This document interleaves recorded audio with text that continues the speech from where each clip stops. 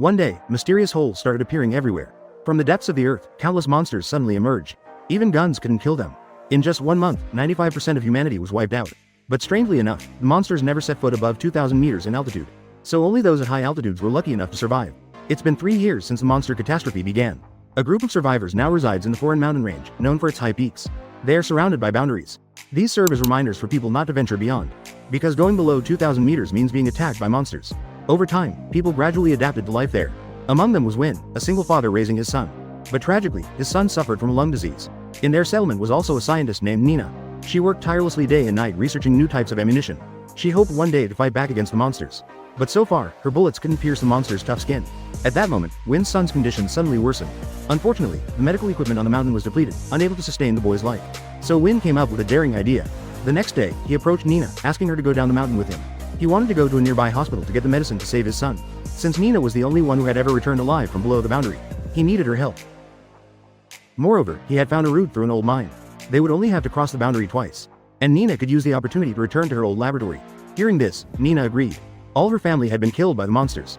This was her chance to find a way to destroy them and avenge her loved ones. The next day, Win entrusted his son to a trusted neighbor. Then he went to buy some armor-piercing rounds. But he didn't expect his friend Katie to hear about his plan to go down the mountain. Worried, she insisted on joining them. Katie was tired of constantly living in fear. She'd rather be killed by monsters than continue living this way. Having no choice, Win let her come along. And so, the three of them embarked on a perilous journey. They soon arrived at the boundary. Nina had a watch she invented that could detect monsters nearby using biomagnetic fields. After carefully observing the watch and seeing nothing unusual, the three of them stepped across the boundary of the safe zone. They officially entered monster territory. On their way, they stumbled upon an old battlefield. They quickly searched for useful supplies. Win soon found a grenade launcher and handed it to Katie. At the same time, Nina discovered a piece of monster skin on the ground. Finding nothing else useful, they continued on their way. In the 3 years since humanity vanished, the forest had long been taken over by wildlife. Before long, the three of them reached a cable car station. If they could get it running, they could return to the safe altitude on the mountainside. But at that moment, Nina noticed her watch spinning rapidly. Sure enough, a monster was rushing toward them.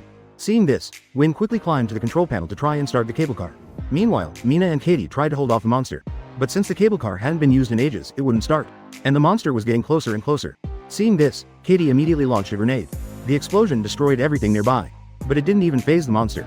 In fact, it only made it angrier as it charged toward them. Luckily, at the critical moment, Win managed to start the cable car. The two of them quickly climbed aboard. But Katie was still too far away. And the monster was still chasing her. Win yelled for her to climb onto the support pole. At the same time, he fired relentlessly to slow the monster down. The cable car soon approached Katie, and she took the risky leap to board it. Thankfully, Win managed to grab Katie just in time, saving her life. But the monster wasn't about to give up. It hooked its claws onto the cable, snapping it in two. The three of them fell straight to the ground. Fortunately, the safe zone was just ahead. The three of them clenched their muscles and sprinted uphill. And with that, they narrowly escaped death. That night, they found a small house in the safe zone to rest. They were still shaken by the appearance of the monster earlier. Nina started questioning everything, wondering why monsters hiss but didn't eat humans. Not to mention, monsters didn't even need to sleep. It was as if they existed solely to wipe out humanity. After a night's rest, the three of them headed to the abandoned mine. Though the mine was over 2,000 meters in altitude, Nina discovered a section deep inside that was below the safe level. And her watch didn't work underground. This meant it wouldn't warn them of approaching monsters. Moreover, monsters underground could detect humans through even the smallest concentrations of CO2. If they breathed, even lightly, their position would be revealed. But with no other choice, the three pressed on into the mine. After walking for a while, they were devastated to find the path to the hospital was locked. Only one route remained. But it would take them below 2,000 meters. Mustering all their courage, they descended a ladder into the danger zone. They quickened their pace to pass through the area. Suddenly, Katie felt something behind them. The three of them quickly covered their headlamps. Sure enough, a glowing red shape was just ahead. They immediately started running. But there was no way they could outrun the monster. So they took cover in a narrow crevice and fired a hail of bullets at the monster. But it didn't even leave a scratch. Nina told everyone to turn off their lights and hold their breath. Sure enough, the monster immediately lost its target. But it didn't give up and began extending its tentacles to probe. Seeing this, Win quickly threw a flare to distract the monster successfully. Taking the opportunity, the three of them tried to crawl forward. But the monster seemed to figure out their plan and vanished. Just as Katie managed to escape, the monster was already waiting behind her. In an instant, Katie was grabbed and dragged away. Witnessing this, the other two were filled with sorrow. But they had no choice but to suppress their grief and quickly climb the ladder. Eventually, the two of them successfully left the mine. Soon, they arrived at an abandoned farm. There, Win discovered a car that still worked. And inside the house, they found plenty of food. That night, the two enjoyed a hearty meal together. Nina revealed she wanted to return to her old lab to get magnesium. It turned out, after days of research, she discovered that the monster's skin couldn't be penetrated by regular weapons. But it could react chemically with magnesium. The next day, the two drove to a small town not far away. The sound of their car startled the horses, causing them to scatter. Before long, they finally arrived at the hospital. The place had long been in chaos. The two didn't waste time and quickly searched for medicine. But at that moment, Mina's watch started spinning wildly. It signaled that a monster was nearby. The two didn't dare delay any longer. After grabbing the medicine, they hurried outside. But the monster was already there, its tentacles breaking through the walls to attack. Panicking, they had no choice but to run to the rooftop. But just then, Win was suddenly grabbed by a tentacle. In the heat of the moment, Mina grabbed an axe from the firebox. Although it didn't hurt the monster, it forced it to release Win. The two tried to escape outside. But now, there seemed to be no way out. Fortunately, Win noticed gas tanks nearby and had an idea. As the monster approached, he shot at the gas tank. The explosion sent the monster flying. Seeing the monster lying unconscious on the ground, Mina suddenly felt a glimmer of hope. Perhaps these monsters weren't entirely invincible. Afterward, Win kept his promise and drove Mina to her lab. Upon arrival, Win stood guard outside. Meanwhile, Mina quickly worked to combine magnesium with other reagents. She applied it to bullets and fired. But the monster's skin wasn't scratched at all. Realizing time was running out, Win urged Mina to leave. However, she insisted on staying to continue her experiments.